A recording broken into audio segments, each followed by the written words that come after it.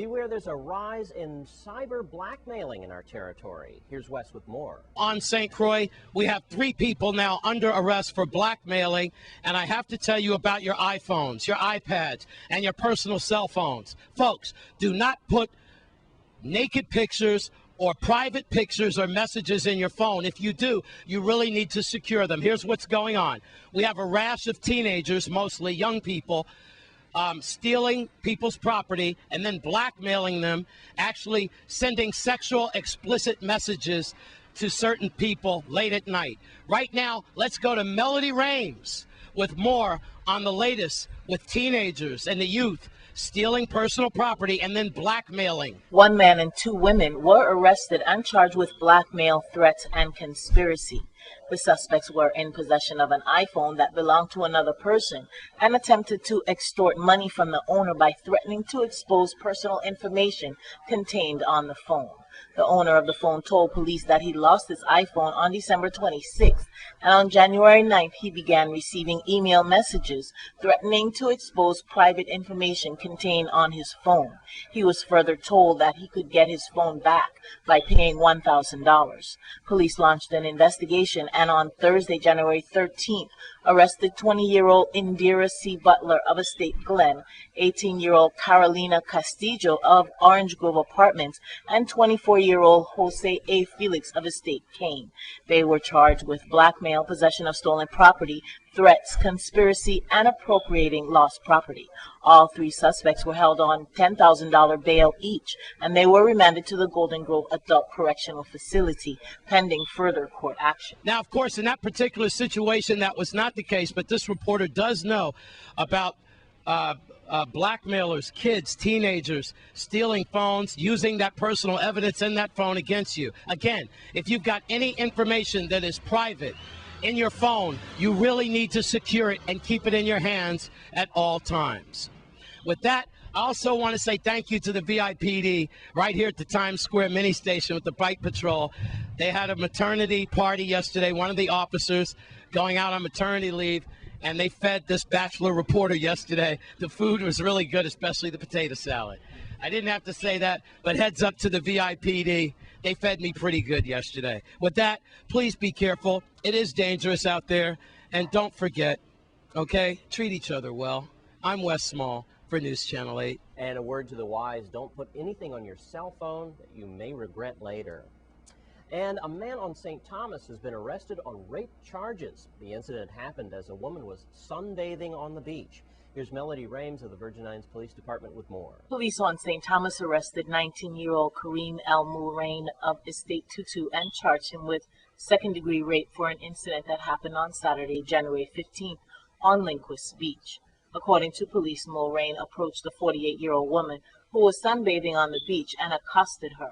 They began to struggle and Mulrain touched her in an inappropriate manner. Police investigation led to the arrest of the suspect at about 4 p.m. the same day.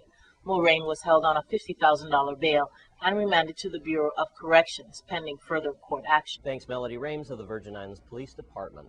And if you're wondering why one of the lanes of the Melvin Evans Highway was shut down recently, it was because of a large piece of equipment that will be used on a new water treatment facility at Crucian Rum's plant. Let's take a look. My name is Donald Nelthrop. I'm Vice President of Maintenance at Crucian Rum. As you can see right behind me, we have a very large piece of equipment, which is our evaporator, which will be going in for our treatment plant for our effluent. Once this is in place, then of course we will not be having any discharge into the ocean, and the environment will be much better. Yes, my name is Patrick Vivo with Vivo Equipment. We're working here with Crucian Rum to bring a falling film evaporator down to the plant as part of their new wastewater treatment plant. We're down here by the airport, heading down to Crucian Rum.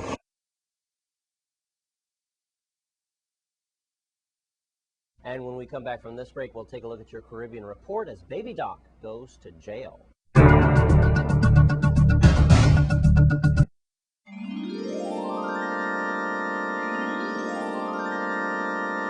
And let's take a look at your Caribbean report for tonight.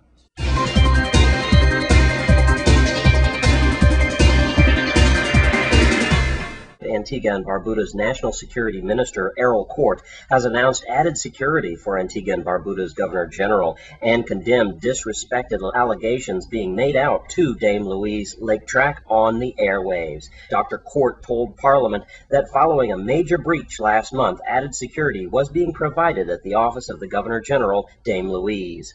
He also said that the police commissioner last week cautioned a radio station manager in relation to verbal attacks on Dame Louise. Dr. Court said the talk show hosts and the callers on the opposition-aligned radio station have gone overboard with their criticism of the Governor General's handling of a tribunal report on the Electoral Commission. And Guyanese authorities say they are about to give up on the new tariffs for good imports from the European Union. The tariffs are being introduced under the Economic Partnership Agreement between the Caribbean and the European Union and was signed on October of 2008. Finance Minister Ashina Singh told Parliament following a 3-year grace period, Guyana had taken the legal steps to introduce the new tariffs for the EU-produced goods. And the trial began in Cuba for a number of people accused of being responsible for the deaths of 26 patients in a psychiatric hospital in Havana a year ago. The accused included hospital director and several doctors. The deaths from hypothermia during a cold snap exposed failings in Cuba's free public health system,